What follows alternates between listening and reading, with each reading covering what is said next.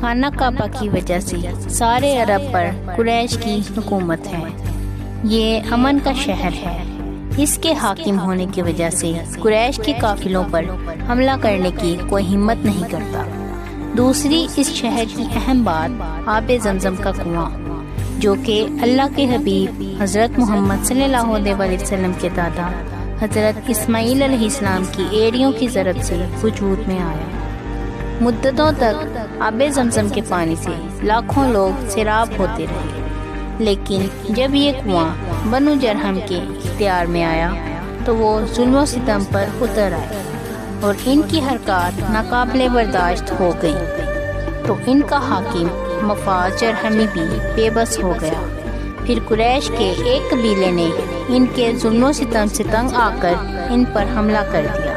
باقاعدہ جنگ ہوئی اور یہ جنگ بنو خزاعہ جیت گئے۔ بنو جرہم مکہ چھوڑنے پر مجبور ہو گئے، لیکن جاتے جاتے ان کے حاکم مفاز نے کعبہ کے نذرانے، سونے کے 2 ہرن جو ان نذرانوں میں شامل تھے، اور بہت سی تلواریں اور زرہیں آب زمزم کے کنویں میں پھینک دی اور اوپر سے مٹی ڈال کر اس کنویں کو بند کر دیا تاکہ مکہ کے لوگ پیاسے رہ جائیں اور حاجیوں کو بھی پینے کے لیے پانی نہ مل سکے۔ یہ ان لوگوں کے کردار کی ایک جھلک ہے۔ وہ صدیوں پرانے آب زمزم کے کنویں سے فائدہ اٹھاتے رہے اور پھر اپنی ذلت کو چھپانے کے لیے اور جیتی ہوئی قوم سے بدلہ لینے کے لیے اس کنویں کو بند کر کے چلے گئے۔ دراصل انسان اپنی نفرت کی آگ میں خود تو جلتا ہی ہے، لیکن دوسروں کو بھی جلا کر خاک کر دیتا ہے۔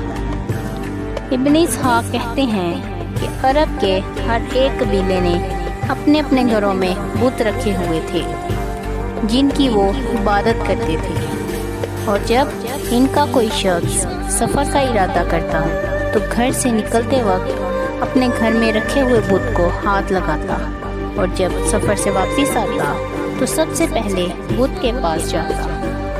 ان کا یہ رواج اس وقت تک جاری رہا جب تک کہ نبی کریم صلی اللہ علیہ وسلم کو ان کی طرف نبی اور رسول بنا کر بھیجا گیا۔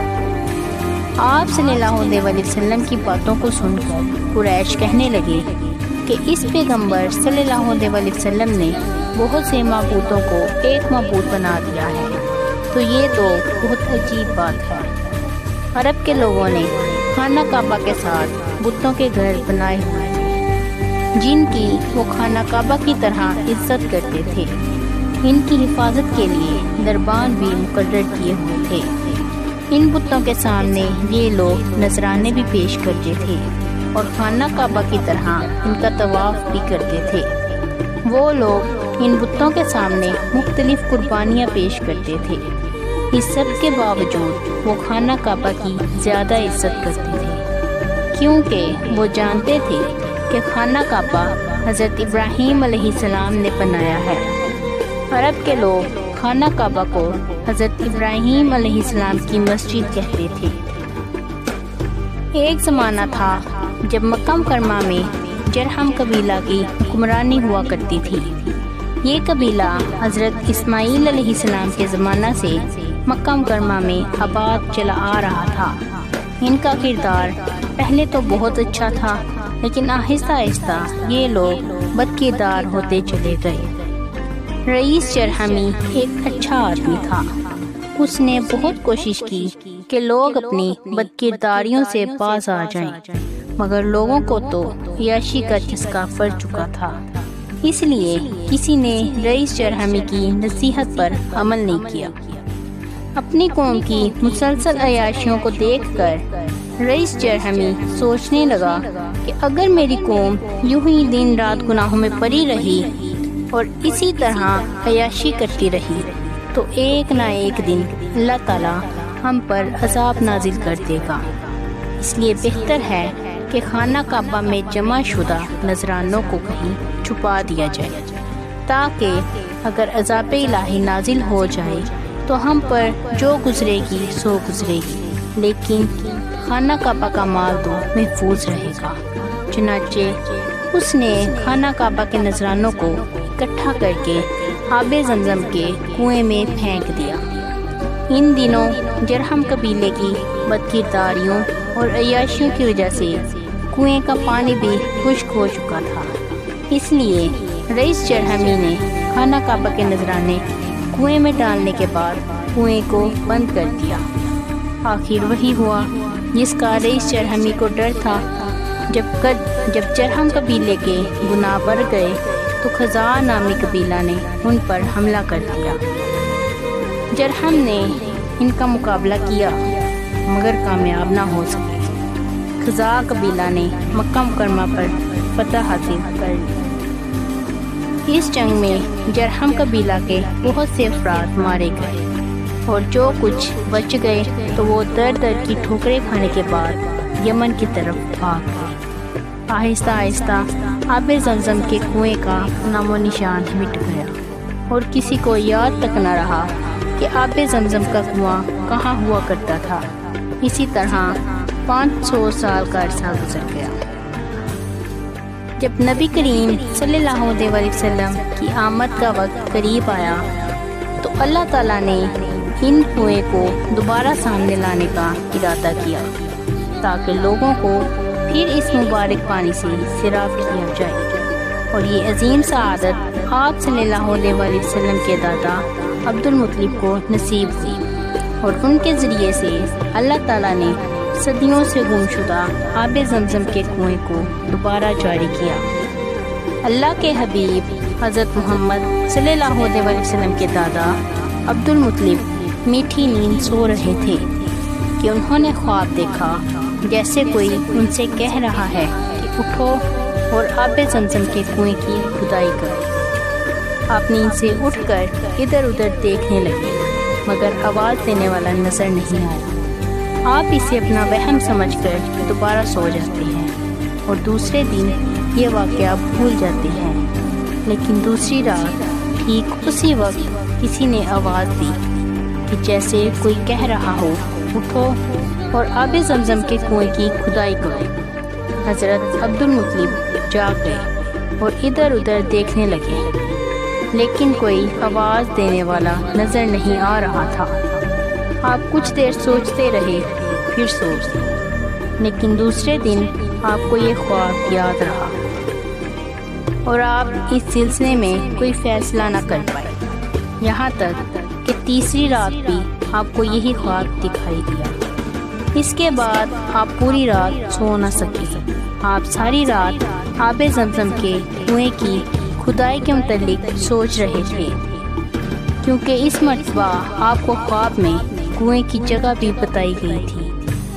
دوسرے دن حضرت عبد المطلب اپنے بیٹے حارث کے ساتھ خانہ کعبہ میں اس جگہ آتے ہیں جس کے بارے میں خواب میں بتایا گیا تھا، اور اس جگہ کو غور سے دیکھتے رہے، لیکن انہیں وہاں آب زمزم کے کنویں کا کوئی نام و نشان نظر نہیں آیا۔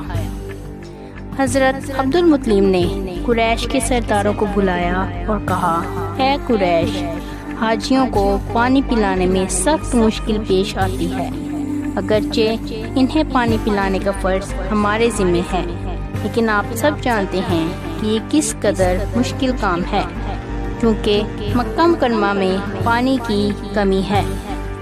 مجھے مسلسل 3 راتوں سے خواب میں کہا جا رہا ہے کہ اٹھو اور آب زمزم کے کنویں کی کھدائی کرو، اور مجھے وہ جگہ بھی بتا دی گئی ہے جہاں یہ کنواں موجود ہے۔ تم میرا ساتھ دو تاکہ ہم مل کر اسے کھود سکیں۔ یہ سن کر ایک آدمی اٹھتا ہے اور نہایت لاپرواہی سے کہتا ہے، اے عبد المطلب، یہ خواب تمہارا وہم ہے، آب زمزم کے کنویں کا مل جانا ناممکن ہے۔ دوسرا شخص بولا، اے عبد المطلب، ہمیں وہ جگہ تو دکھاؤ جس کا تمہیں خواب میں بتایا گیا ہے۔ اس بات پر مجمع میں شور پیدا ہو جاتا ہے اور ایک ساتھ کئی آوازیں آتی ہیں، ہاں ہاں، ہمیں وہ جگہ دکھاؤ۔ عبد المطلب ان سب کو اپنے ساتھ لے کر اسی جگہ پہنچتے ہیں اور کہتے ہیں، یہ ہے وہ جگہ جہاں آب زمزم کا کنواں موجود ہے۔ لوگ اس جگہ کو دیکھ کر سخت ناگواری کا اظہار کرتے ہیں اور ایک آدمی کہتا ہے، اے عبد المطلب، ذرا سوچو تو صحیح، ہم اس جگہ کو کیسے کھود سکتے ہیں جبکہ اس کے دونوں طرف ہمارے بت کھڑے ہیں؟ ان کی موجودگی میں اس جگہ کو اگر ہم کھود دیں گے تو یہ بت ہمیں تباہ کر دیں گے۔ حضرت عبد المطلب نہایت نرمی سے بولے، یہ بت یہاں سے اکھاڑ کر کسی دوسری جگہ رکھ لو۔ ایک آدمی سخت غصے میں کہتا ہے، بتوں کو یہاں سے ہرگز نہیں ہٹایا جا سکتا، یہ بت اسی جگہ رہیں گے۔ آب زمزم کے کنویں کا یہاں ہونا صرف ایک وہم ہے، اور اس طرح کے وہموں اور امیدوں پر یقین کر کے ہم اپنے بتوں کو ناراض نہیں کر سکتے۔ ہم کسی صورت تمہارا ساتھ نہیں دیں گے۔ اس شخص کی بات پر سارا مجمع چیخ چیخ کر کہتا ہے، ہم تمہارا ساتھ ہرگز نہیں دیں گے، ہم اپنی تباہی مول لینے کے لیے ہرگز تیار نہیں ہیں۔ حضرت عبد المطلب کو اپنے خواب پر پورا یقین ہے، اسی لیے وہ نہایت اعتماد سے کہتے ہیں، اگر تم میرا ساتھ نہیں دینا چاہتے تو نہ دو، تمہاری مرضی، میں اس جگہ کو اکیلا کھودوں گا، پھر اگر تباہی آئے گی تو مجھے اس کی پرواہ نہیں، تم صرف اپنی فکر کرو، میں آب زمزم کے کنویں کی کھدائی ضرور کروں گا۔ لوگ طرح طرح کی باتیں کرتے ہوئے اپنے اپنے گھروں میں چلے جاتے ہیں، اور عبد المطلب اپنے اکلوتے بیٹے حارث کو ساتھ لے کر آب زمزم کے کنویں کی کھدائی شروع کر دیتے ہیں، یہاں تک کہ 3 دن کی مسلسل کھدائی کے بعد کنویں میں سے تلواریں اور زرہیں برآمد ہونے لگتی ہیں۔ حضرت عبد المطلب خوشی سے نعرہ لگاتے ہیں، اور قریش کے وہ افراد جو شروع میں کھدائی کے بہت خلاف تھے اور جنہیں اپنے بتوں کا بے حد خوف تھا، عبد المطلب کے قریب آ جاتے ہیں اور آپ کی کامیابی کو رشک کی نگاہ سے دیکھتے ہوئے کہتے ہیں، اے عبد المطلب، ہم سے غلطی ہو گئی ہے کہ ہم نے آپ کا ساتھ نہ دیا، اگر آپ اجازت دیں تو ہم اس کھدائی میں شریک ہو جائیں۔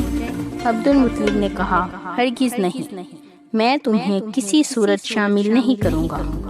جب میں نے تمہیں مدد کے لیے پکارا تھا تو تم نے صاف انکار کر دیا تھا، بلکہ میرے خلاف بھی ہو گئے تھے۔ اب جب میری محنت کا پھل نظر آنے لگا ہے تو تم اس میں حصہ دار بننا چاہتے ہو، میں تم کو اس کام میں شریک نہ کروں گا، میں اکیلا ہی اب یہ کنواں کھودوں گا اور سب کے لیے وقف کر دوں گا۔ عبد المطلب کا جواب سن کر لوگ شرمندہ ہو جاتے ہیں۔